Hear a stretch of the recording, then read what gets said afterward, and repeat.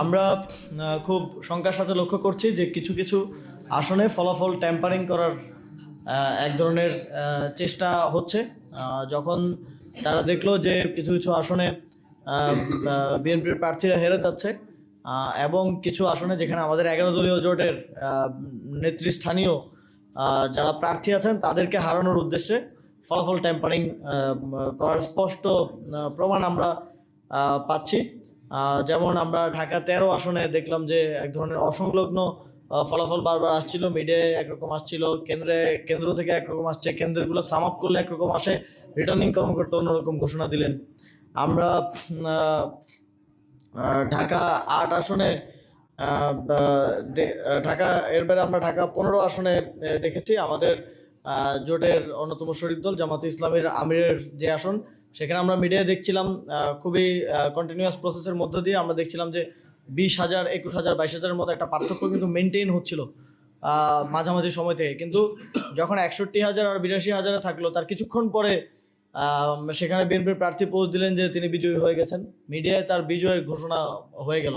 অথচ সেখানে আমরা দেখলাম 21,000-এর মতো একটা পার্থক্য থাকা অবস্থায় এই ধরনের একটা ঘোষণা দিয়ে এক ধরনের প্রেশার ক্রিয়েট করে, আমার মনে হয় যে এক ধরনের চাপ প্রয়োগ করে সাইকোলজিক্যালি মোরালি করার চেষ্টা করা হচ্ছে, যেখানে মাঠের বাস্তবতা কিংবা ভোট গণনার বাস্তবতা কিন্তু ভিন্ন। আমরা ঢাকা 16 আসনেও একই রকম চিত্র দেখতে পেলাম। ঢাকা 17 আসনে আমরা দেখতে পেলাম যে 50টি ভোট কেন্দ্রের ভোট গণনা শেষ না হতেই একজনকে বিজয়ী ঘোষণা করে দেওয়া হলো। তো এই মিডিয়ার মাধ্যমে এক ধরনের, যেটা আমরা কিছুদিন ধরে বলে আসছিলাম যে এক ধরনের ম্যানিপুলেশন এবং ফলাফল ট্যাম্পারিং করার চেষ্টা করা হয়েছে। এবং আমরা স্পষ্টভাবে দেখেছি যে আমাদের ঢাকা 19 আসনে আমাদের প্রার্থী দিলশানা পারুল, সেখানে একটি কেন্দ্রের ভোট 460টা ছিল বিএনপি প্রার্থীর, 600 সামথিং ছিল আমাদের শাপলাকলিতে। সেটা যখন রিটার্নিং কর্মকর্তা ঘোষণা দিলেন, তিনি উল্টোটা ঘোষণা করলেন। তিনি 460টা ঘোষণা করলেন শাপলাকলির, আর 600 সামথিং ঘোষণা করলেন ধানের শীষের। সুতরাং মানে এটা খুবই হাস্যকর ভাবে এবং খুবই চাইল্ডিশ ওয়েতে ফলাফল ট্যাম্পারিং করা হচ্ছে বলে আমরা অভিযোগ পাচ্ছি। এবং আমরা নির্বাচন কমিশনকে বলবো, অবশ্যই এই বিষয়গুলো খতিয়ে না দেখা পর্যন্ত, এই অভিযোগগুলো স্পষ্টভাবে আমলে নিয়ে এই বিষয়ে সুস্পষ্ট ব্যাখ্যা না দেওয়া পর্যন্ত সেই আসনগুলোর যেন কোনো ফলাফল ঘোষণা করা না হয়। এবং আমরা দেখেছি কুড়িগ্রাম 2 আসনে আমাদের প্রার্থীকে রিটার্নিং কর্মকর্তা বেসরকারিভাবে বিজয়ী ঘোষণা করে দিয়েছেন, এবং সেখানে প্রত্যেকটি কেন্দ্রের ফলাফল যোগ করলে তিনি বিজয়ী হন।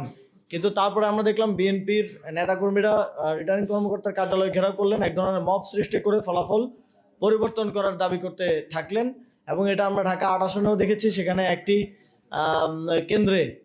কেন্দ্রের ফলাফল ছাত্রদল এবং বিএনপি নেতাকর্মীরা মানেন না বলে সেখানে 7 বার কাউন্টিং করানো হলো, এবং সেখানে প্রত্যেকটি কেন্দ্রের ফলাফল কাউন্ট করে যা আসছে সেটার সাথে আবার সেন্ট্রালি রিটার্নিং কর্মকর্তা যা ঘোষণা করছেন তার মিল থাকছে না। ঢাকা 11 আসনে আমরা দেখেছি, সেখানে আমরা প্রত্যেকটি কেন্দ্রের ফলাফল যোগ করে দেখছি, সেখানে নাহিদ ইসলাম 5,000-এরও বেশি ভোটে, প্রায় 6,000-এর কাছাকাছি ভোটে তিনি এগিয়ে আছেন। কিন্তু রিটার্নিং কর্মকর্তা যা ঘোষণা করেছেন সেখানে তিনি 1,500-এর মতো ভোটে এগিয়ে আছেন, যদিও সেখানেও তাকে বিজয়ী ঘোষণা করা হয়েছে। তারপরেও আমরা আমাদের পক্ষ থেকে, যেহেতু আমরা অসংলগ্ন তথ্য পেয়েছি, কেন্দ্রের ভোটের যোগফল আর রিটার্নিং কর্মকর্তার ঘোষণার মিল পাচ্ছি না, সেই জায়গা থেকে আমরা আবার সেটা পুনর্যাচাই করার জন্য, পুনর্গণনা করার জন্য দাবি করেছি। সেটার পুনর্গণনা চলছে। তো এইরকম কিছু কিছু জায়গায় খুবই কম মার্জিন আমরা দেখেছি, অনেকেই হেরে গেছেন, অনেকেই জিতে গেছেন, 200, 300, 500 ভোট, 1,000 ভোট, 2,000 ভোট। সেখানে যদি এরকম 3,000, 4,000 ভোটের হিসাবে, কেন্দ্রের হিসাবে একরকম, রিটার্নিং কর্মকর্তার হিসাবে একরকম, মিডিয়াতে অন্যরকম আমরা দেখতে পাই, এটা আমাদের মধ্যে একটা সুষ্ঠু নিরপেক্ষ নির্বাচন এবং ভোট গণনার ক্ষেত্রে একটা সন্দেহ তৈরি করে। এবং এই সন্দেহ নিয়ে আমরা কখনোই সামনের দিকে এগোতে পারবো না। এই বিষয়ে সুস্পষ্ট ঘোষণা নির্বাচন কমিশনকে দিতে হবে, সুস্পষ্টভাবে প্রয়োজনীয় পুনর্যাচাই করে নির্বাচন কমিশনকে হস্তক্ষেপ করে সেটা পুনর্যাচাই করে সে বিষয়ে সিদ্ধান্ত দিতে হবে। কারণ ইতিপূর্বে আমরা রিটার্নিং কর্মকর্তাদের পক্ষপাতিত্ব দেখেছি। আমরা এছাড়াও আমরা দেখছি যে কিছু স্পেসিফিক নির্দিষ্ট আসনে এই চেষ্টাটা করা হচ্ছে, যেখানে 11 দলীয় জোটের শীর্ষ নেতৃবৃন্দের আসনগুলোতেই স্পেসিফিকলি ট্যাম্পারিং এর গণনার ফলাফলের ক্ষেত্রে ট্যাম্পারিং এর চেষ্টাটা করা হচ্ছে, এটা কাকতালীয় নয়। আমরা মনে করি এটা উদ্দেশ্য প্রণোদিত এবং এটা একটা সাইকোলজিক্যাল প্রেশার তৈরি করার উদ্দেশ্য হিসেবে এই ধরনের কাজটা করা হচ্ছে। আমরা দেখেছি জামাতের আমিরের আসনে, আমাদের আহ্বায়কের আসনে, খেলাফতে মজলিসের আমিরের আসনে স্পেসিফিকলি এই চেষ্টাগুলো করা হচ্ছে। আমরা মিরপুরে অর্থাৎ ঢাকা 16 আসনেও এটা দেখেছি। এ ধরনের একটা চেষ্টা সেখানে করা হচ্ছে।